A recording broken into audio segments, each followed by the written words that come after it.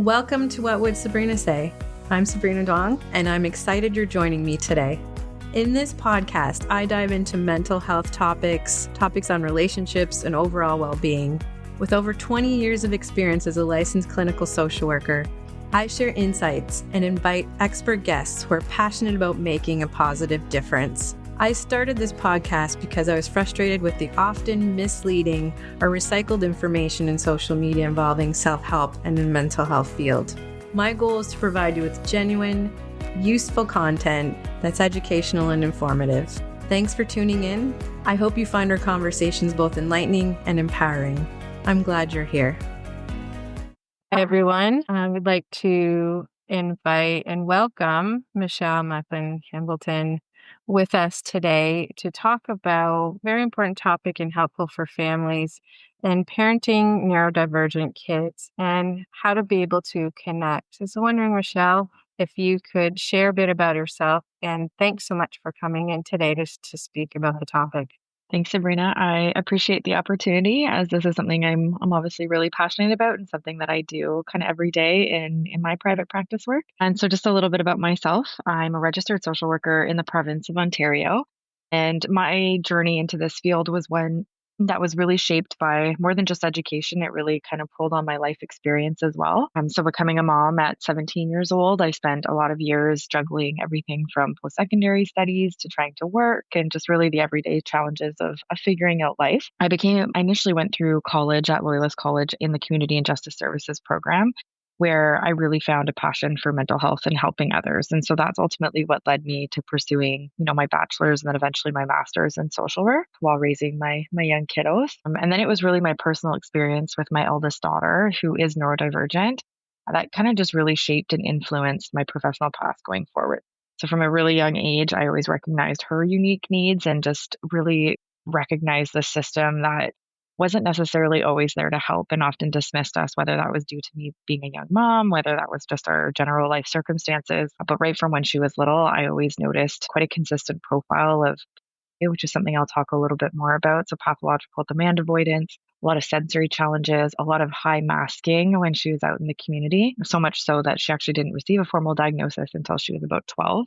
So this journey of advocacy through really complex systems, just that resilience piece and understanding eventually became kind of the cornerstone of my private practice, and where I started to create, my goal was really to have just a safe and affirming space for not just individuals who were neurodivergent, but also in supporting their families and those that are around them. Just really a space to be able to process the emotions that come with that, the identity pieces, how to strengthen relationships and build on resilience in a space that's really not designed for neurodivergent folks and their families. Yeah, and then in addition to being the founder of Harmony Haven, which is my private practice, I'm also the senior manager of mental health with our military family services. And so I kind of oversee a lot of policy related things, mental health framework, which is kind of like my bread and butter. I love doing that, but then also love that clinical frontline work too. That's great. And thanks so much for sharing a bit of your lived-in experiences as well. I think that's quite important in supporting families to have an understanding of the frustrations in navigating the system for services and supports. And can imagine when there's other layers that are interconnected, such as, language barrier, or again, not having knowledge or access to the resources out there, how much more challenging it can be. I often think of that and how, I'm a social worker and my husband is a developmental services worker. And so we, just by virtue of that, did understand the systems and knew how to navigate them. And so I think that's where I felt kind of compelled to support families in that exact journey, right? When they were struggling to access resources or didn't know what was available, just being able to pass along that knowledge and understanding of a really complex system. Yes. And also a great point you brought up in your introduction as well is to have that knowledge and skill to work with a neurodivergent population. Just because someone may be a counselor and have training in therapy doesn't necessarily mean they have the scope or is using a lens that might be most supportive and beneficial. Yeah. So I was wondering how you would define neurodivergence. So I think this is an interesting question, because I think depending on who you ask, you might get kind of a variance of maybe how they would want to define neurodivergence. But I think for me, it just really speaks to that natural variation in the way that different people, how their brain processes information, how they learn, how they communicate, and really ultimately how they experience the world.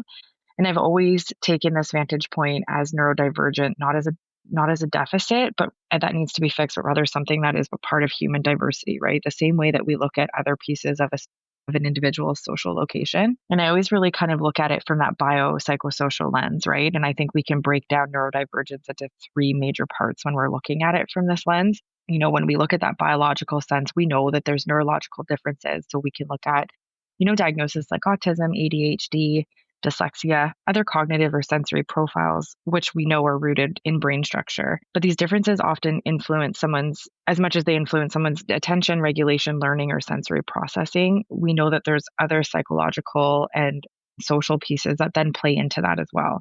So in the psychological sense, neurodivergence shapes the way a person might experience emotions, their relationships, their overall identity, and how they manage stress. It might contribute to I would say that it also contributes to some different strengths. And this is something I wanted to talk about a little bit later too, because I think that we often focus a lot on the deficits that come with neurodivergence. But I think what's so important is to open up that conversation about how they're also very uniquely equipped to deal with things in a way that we might not, right, as a neurotypical individual. So when we look at creativity and problem solving or their resilience, as well as challenges in environments that, just aren't designed with neurodivergence in mind. And I think that ties in exactly to the piece of when we're looking at social components of neurodivergence. I would argue that the greatest barrier is often not from the actual neurological differences itself, but from societal expectations. Right? We look at systemic inequalities and the stigma that surrounds neurodivergence. And also where I always take the lens that emphasizes advocacy, inclusion, and environmental adaptation so that families, schools, workplaces, and communities can foster belonging and better accessibility for neurodivergent folks. I think ultimately neurodivergence highlights the importance of recognizing and valuing differences in human development and functioning. And as a social worker, for me, this means partnering with individuals and families to reduce the barriers that they're facing, promoting mental health and building systems of support that really honor their lived experience, and the way that they experience life as a whole every day. Right. So that's a great point you brought up as well, is to focus on the strengths too and the skills that a person may have instead of always focusing on the behaviors, the challenges or issues. And so that's really helpful to hear about. We have to look at the situation in person as a whole. So what are some challenges behaviorally for caregivers when we're thinking that? Because a lot of the focus does tend to be on behaviors, whether it's for the caregiver or the child or when raising a neurodivergent child. Yeah, I agree with you. And I think that's, ultimately why I end up seeing a lot of families in my private practice, right? It really is caregivers coming to learn more about their neurodivergent child, but also then to learn about the different ways that as a parent, they can support their child in the best way that they possibly can. And I always give I just really commend parents that are willing to also put in that work, right? Because although, a neurodivergent child can learn also different coping tools and strategies, I think at the end of the day, it's a family scenario, right? Where if everyone puts in the work, then we can get to a place of real genuine connection where we can start to look at the strengths and the other side of what neurodivergence means. And I think to kind of go back to, so what are some of the behaviors that caregivers might see or experience?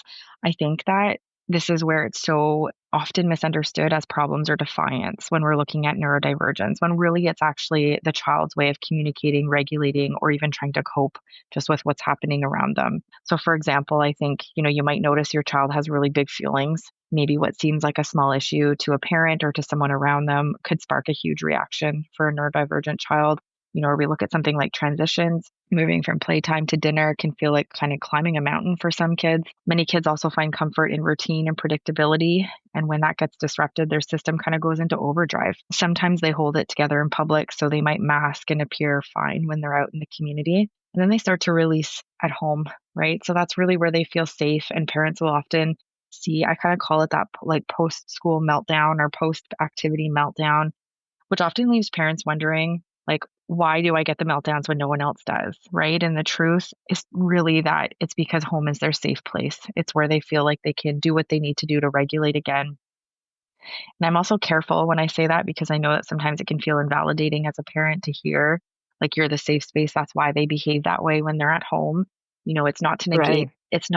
that it's not difficult. It really is. But at the same time, we have to like honor the fact that, a neurodivergent kiddo feels so safe when they come home to just really be themselves, take off that mask. And sometimes that meltdown is how they are able to transition back to a place of self-regulation.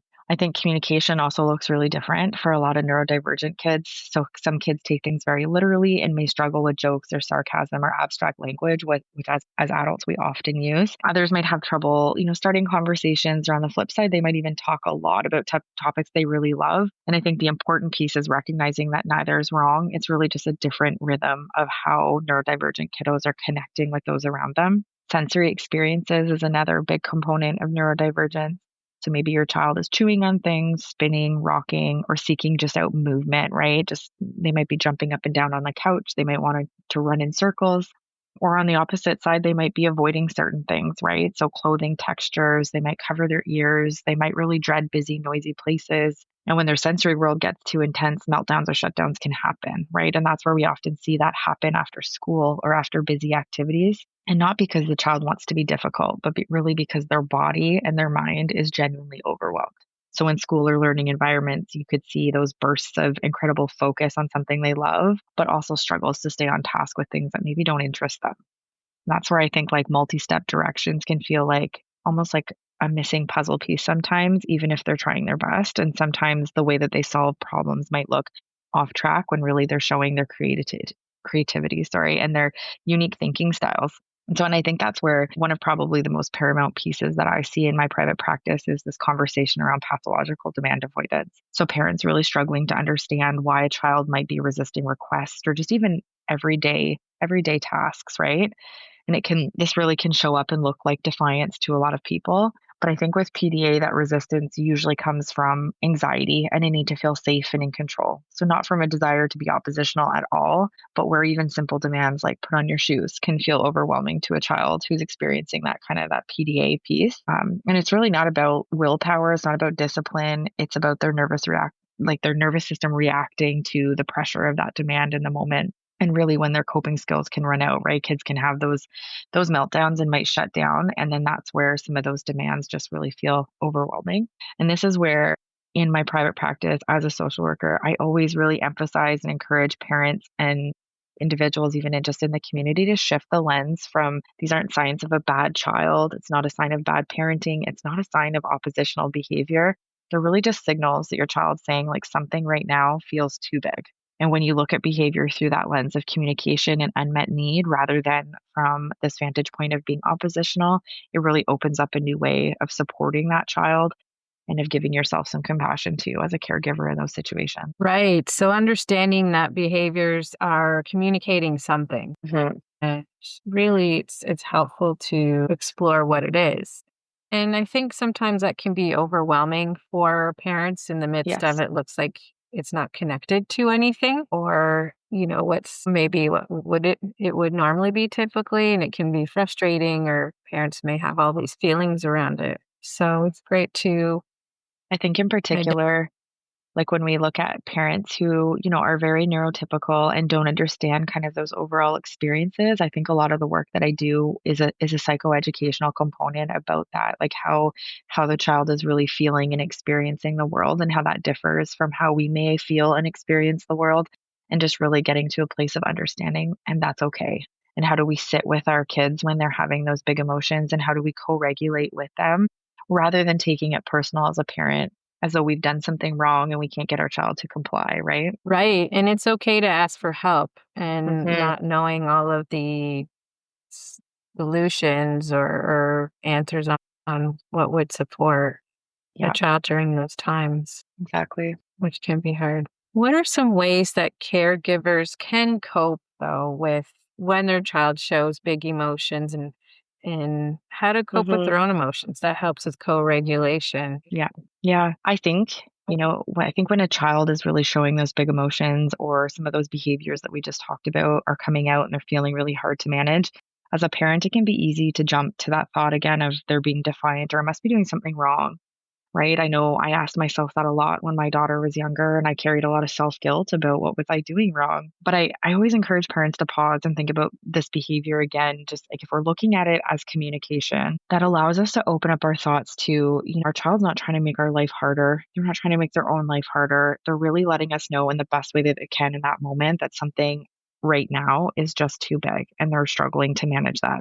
And I think one of the most helpful things that I always encourage caregivers to do to help them cope in these moments is to reframe that question, right? So instead of asking, why is my child acting like this? Try thinking of it as, what are they trying to tell me right now? Because that little shift can really open up so much more compassion and patience as a parent. Because when we start to look at this as how can we be attuned to our child's need versus how can we get them to do something, it really shifts the way that we approach those different situations. Because children who are neurodivergent often thrive when life feels predictable, right? We know that. So routines, visuals, warnings before transitions are all really helpful. It's kind of like giving them a map instead of just expecting them to find their way. And when those big feelings come, your calm presence is what matters the most. And so I often talk to parents of that co-regulation piece, right?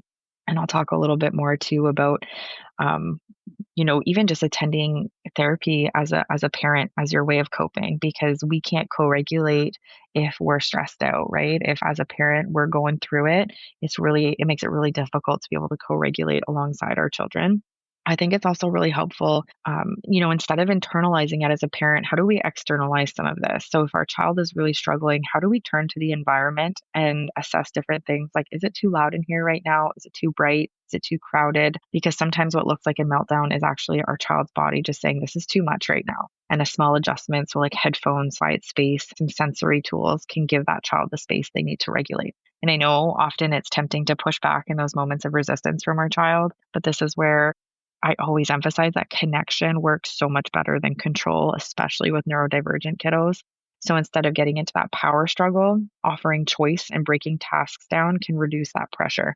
So, for example, do you want to brush your teeth before or after pajamas? Feels less overwhelming to a neurodivergent child than to just give a firm demand of go brush your teeth, which I think seems silly on the surface sometimes. But when I encourage parents to practice it at home with their child, they often come back and they're like, wow, like choice really opens up that conversation with my child and it mitigates that feeling of resistance. I think most importantly, I always encourage parents and I always say, like, remember that you don't have to do it perfectly, right? Your child doesn't need you to be perfect. And it's not that we're going to get it right every time, but they really just need us as parents to show up for them when they're struggling to regulate. They need to know that you really see them, you accept them, and that you'll walk alongside them even when they're struggling. And then recognizing that as a parent, it's okay to need support too, right? So finding our own safe space as parents to talk, to rest, to be human is such an important piece in helping our child through their challenges.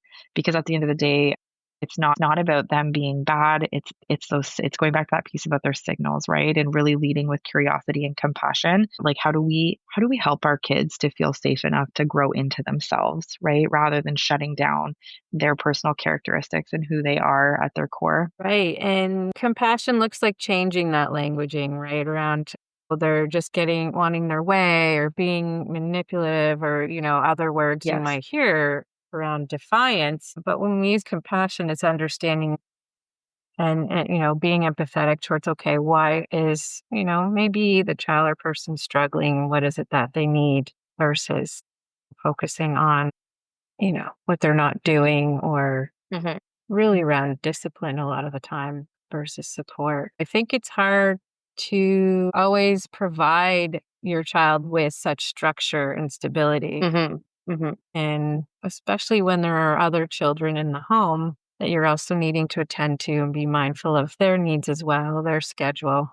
Can appreciate for a lot of families, that's where there might be some challenges or struggle. My child needs to learn to be flexible somehow, right? Or Yes. Yeah.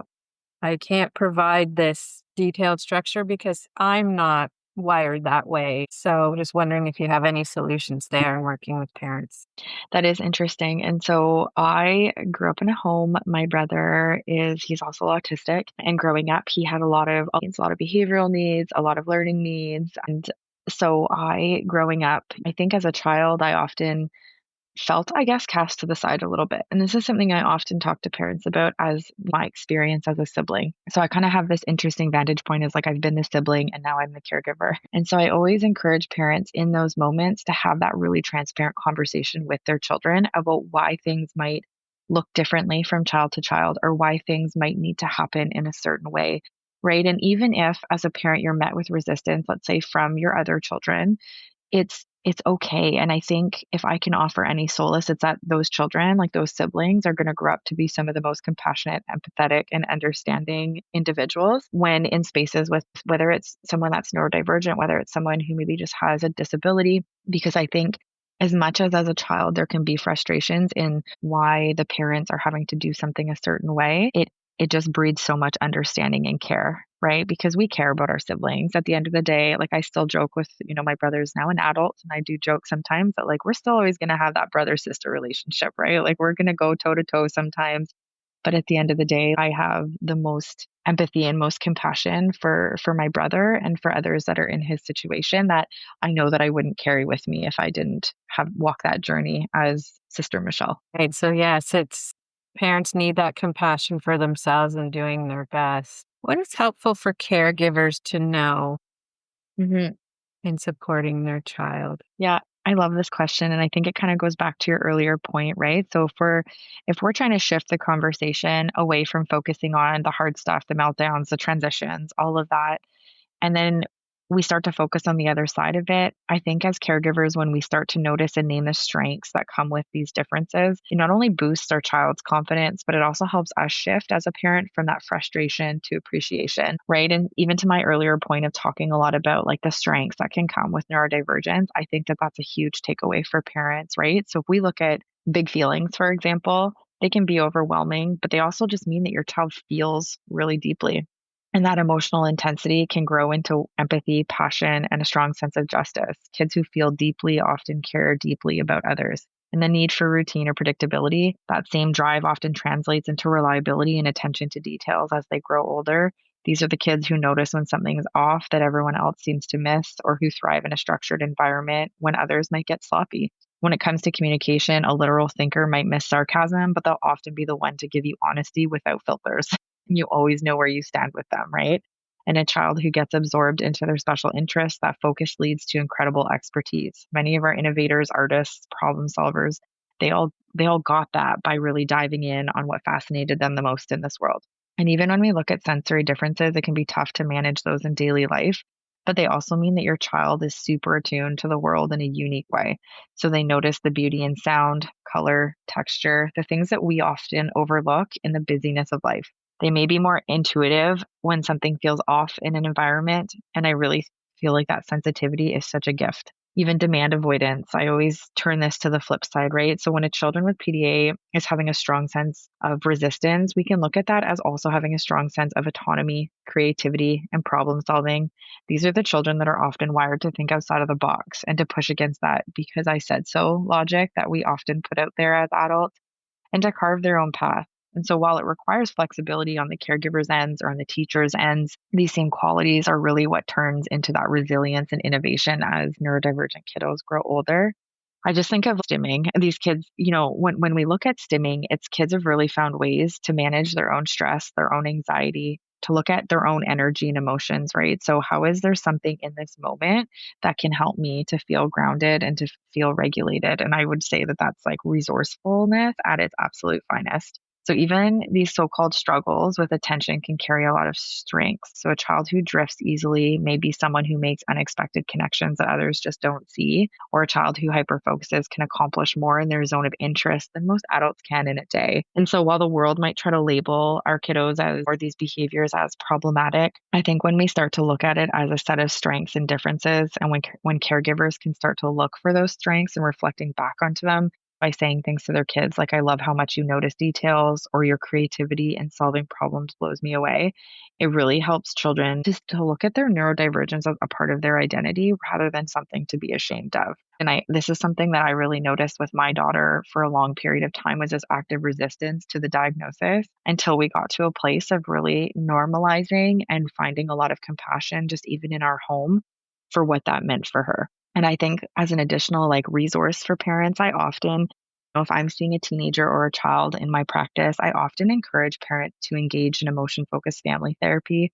So, seeing a therapist alongside their child who can really dive into the language that we can use with our children to break down some of that resistance and some of those barriers. I often encourage parents to read about PDA, to learn about neurodivergence, and I often encourage people as well, like, if you find yourself struggling, like, look into the different mechanisms for support, right? And recognizing that asking for help is okay. So that might look like applying for funding or programming or camps or whatever that might be. But whatever it is as a parent, that can kind of give you that time to rest and recharge and know that that's okay. Sometimes that can be hard for parents to let go of allowing, child maybe to go to a camp or program, the anxiety around something new, but it's helpful, of course, to access services and supports. And I think that there's a layer of vulnerability that comes as a parent of allowing your child to go out into the world that we know is not designed for neurodivergence, right? And to really be able to accept that they will learn along the way and they will be okay. And they will learn self advocacy as they grow. But it's hard to take a step back as a parent and kind of, I'm going to say, let go of control a little bit, because we really do get to a place of wanting to like protect our babies. And we don't want people to pass judgments or kind of to the pieces we spoke about throughout, labeling them as bad or labeling them as defiant when we know those inherent strengths of our child. Michelle, what advice would you give for parents around self-care and what that looks like, right? Sometimes people think of, taking an exercise class as self-care, Yes. bubble bath, but how would you define self-care? Yeah, I love that, because I have this conversation with caregivers so often, and often it does come back to that, like, I don't have time for self-care.